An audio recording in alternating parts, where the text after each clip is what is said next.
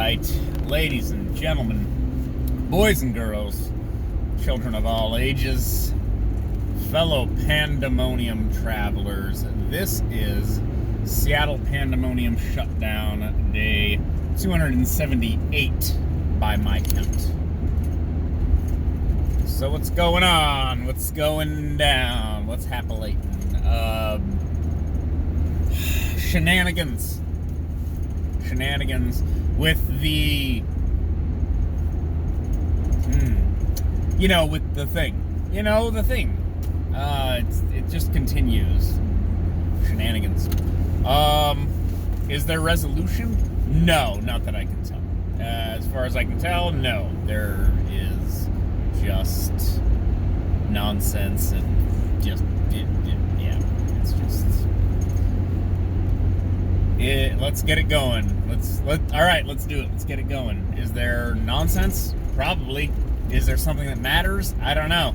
Probably not. We're probably just looking at the bad outcome you think of from the thing I'm talking about that I'm talking about, but I'm trying to not use the specific words, because if I use the specific words, it will impact the spread of this video. So I'm just going to try to talk around the issue while you know exactly what I'm talking about, because innuendo, of course, is the absolute best way to engage in public discourse. Anyways, enough about that. I wanted to talk about something that is actually, it directly impacts me, and I find it dystopian and frightening. So I had someone I criticized. So Time magazine, a paper of record or whatever you want to call them, they nominated for Person of the Year, because we live in hell, two people, Joe Biden and Kamala Harris. Those are two different people, so you should pick one person, but they can't do that because partisan hackery. So okay, I was criticizing them because their cover was, Biden-Harris, the man that's gonna change America's story, or change the story of America, or whatever, neoliberal garbage that is. I said, the guy who's been in office for like half a century, he's suddenly now going to change the story of America. Now, I have massive support for my tweet, by the way, like hundreds and hundreds of likes. But then there are people who are like, well, just because he's one out of like 50 senators, by the way, there's 100 senators, doesn't mean he has any influence. Okay. The real issue here is, I replied to this person with a tweet. I said, I don't know, I guess they were too busy during his 8 years as VP, never mind him being in Congress, being vice president. They just couldn't get to all that civil rights stuff and the social justice stuff. They just couldn't get to it during his 8 years in Congress, or 8 years as VP. And Twitter is hiding my reply to this person. I don't know what it means. I don't know why. I said they were too busy collapsing countries across MENA, M-E-N-A, Middle East and North Africa, during, while he was in the Obama administration. Like, that was my tweet, said maybe they were too busy collapsing countries in MENA, M-E-N-A. Maybe it's the MENA, use of MENA, maybe it's because I have potty mouth, but I didn't use any potty mouth in that tweet. I use potty mouth and all kinds of other offensive, phraseology and all kinds of other posts. They're hiding it. When I say they're hiding it, when you look at their tweet, my reply is not there. But if I take a direct link to my reply, I can share it with someone, and then they see it. Like if I sent it to you, you would see my reply. But when you look at their tweet, which is, again, inaccurate nonsense, my reply correcting them does not appear. And I have a notice from Twitter that I was placed in a sort of a suspended state, essentially. I was placed in some kind of protected state. I don't think I say anything that's controversial. There are people contesting the presidential election. I comment on the people who are saying that the presidential election is contested.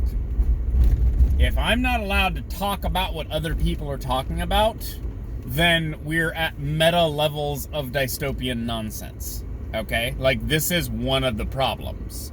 It's like, if the mainstream media are talking about how, oh, Donald Trump is contesting the election and this is terrible and blah, blah, blah, well, then I have the right then to talk about how there are people talking about how the election is contested.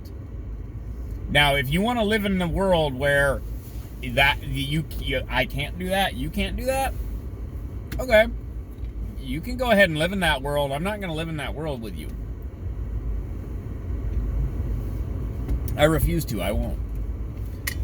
We have issues, and we have commentary, and we have commentary about the issues.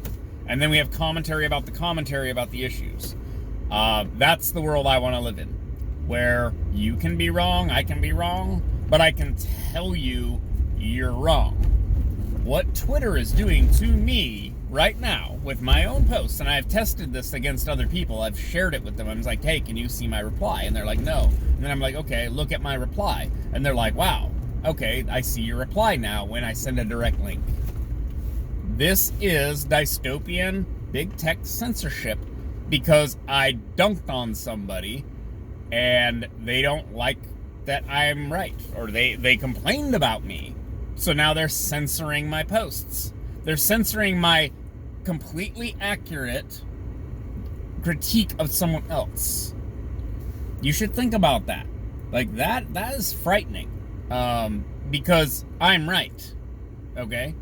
The Obama administration collapsed multiple governments across the Middle East and North Africa during Obama, Hillary, and Biden's tenure. That is a fact. That happened. We did that. They did that.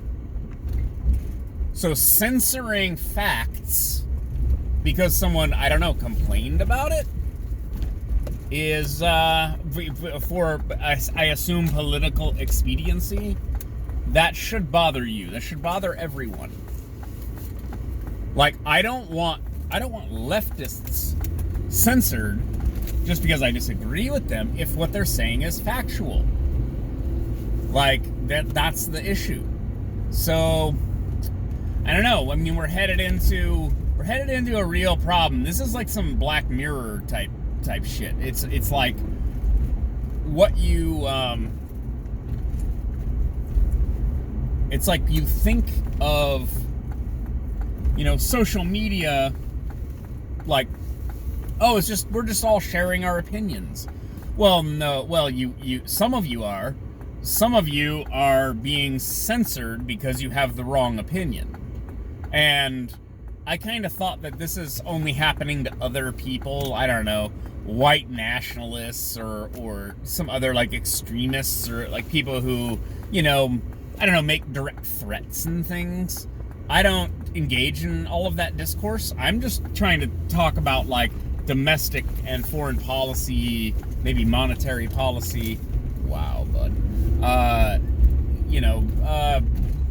Things that are directly relevant to like our elections and like our lives. I don't feel like I actually dabble in that many controversial, issues. And making a statement of fact about a previous presidential administration gets me ghosted. My post is ghosted. It's cloaked by Twitter. It's cloaked by, call it big tech by extension.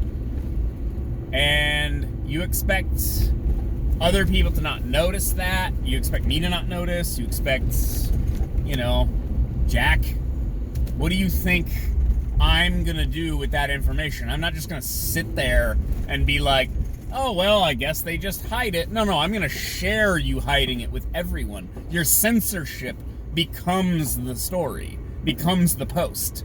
Like, this is one of the things about living in our relatively free society is your censorship becomes the story. Because this doesn't happen to other posts. I can have a quote-unquote controversial take about some show or a video game or some celebrity. I can say awful things about all kinds of people, politicians, etc. Doesn't get censored. But this one instance, I clap back at somebody. I didn't actually do a clap back, but I react negatively to somebody. I didn't use profanity or anything. I didn't threaten anybody. I just said, no, you're wrong. During the Obama administration, we collapsed multiple governments around the Middle East and North Africa, which is a factual statement. That's all I said. It's a factual statement. That is what happened. And then Twitter censors it because I disagreed with somebody.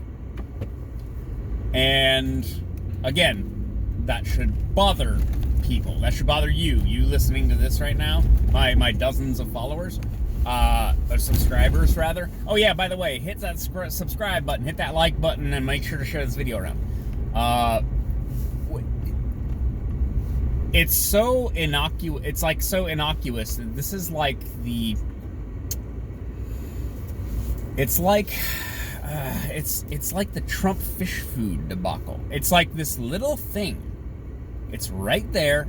It's happening to me, a literal nobody. I have my 1,000 Twitter followers.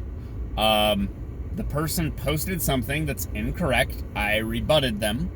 And Twitter decided to censor me.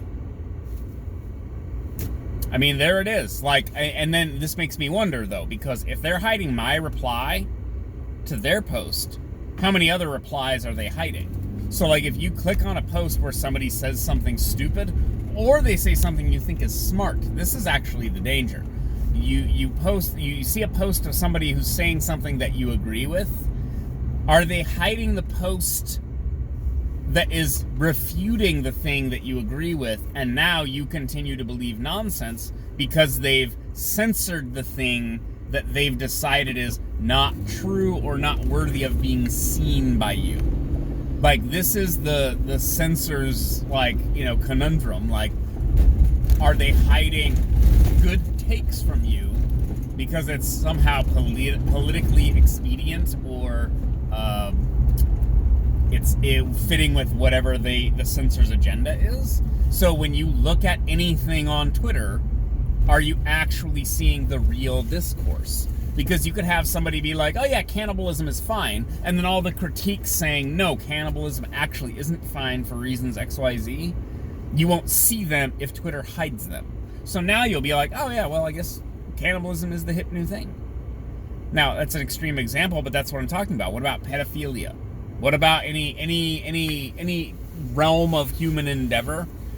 Twitter decides, oh, you can't see criticism of that behavior. So you don't see criticism of incest, pedophilia, rape, violence, murder, cannibalism, whatever it is. And they hide it from you. So they're like hiding reality from you. They're at least hiding counterfactuals from you. Like, they're hiding the alternate reality from you in order to keep you on the platform and keep you clicking on things, because we're reinforcing your confirmation bias, and it makes you feel good. It makes you feel real good. Oh, it feels real good to have your confirmation bias reinforced. Oh, yeah, I'm smart. I'm a genius. You're dumb. I see no opposition to my position, so obviously, I'm great. Oof, that Ferrari, though. Anyways, it's Friday, I think. Day 278 of Pandemic Shutdown. Relative shutdown. I mean, it's like half a shutdown. I don't know. Anyways, that's enough for me for one day complaining about Twitter. Sound like Trump at this point. All right, I will talk to you guys later. Bye.